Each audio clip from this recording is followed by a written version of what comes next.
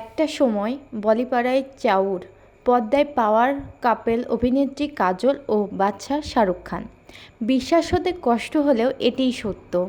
বাদশা শাহরুখ খান মোটেও পছন্দ করত না কাজলকে।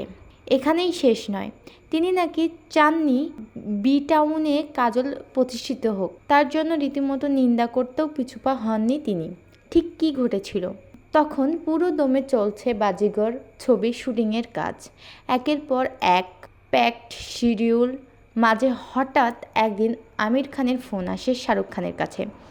তখন আমিরের পরবর্তী ছবির জন্য কাজলকে নেওয়ার পরিকল্পনা করা হচ্ছে। এই পরিস্থিতিতে কাজলকে নিয়ে ফিডব্যাক নিতেই তিনি ফোন করেছিলেন শাহরুখকে।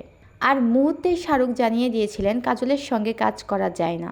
সে কাজে একেবারেই ফোকাস নয়। ভাবা যায়, যে জুটিকে পর্দায় দেখার জন্য হাজার হাজার দর্শক মুখিয়ে থাকেন, সেই শাহরুখ কাজলকেই নাকি বাতিলের তালিকায় রেখে দিয়েছিলেন।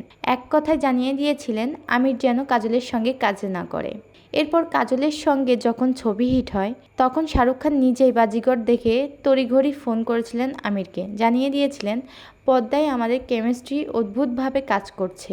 সেদিন কাজলের প্রতি শাহরুখের ধারণা বদলায়, আর তারপর থেকে পাল্টে যায় সব কিছু।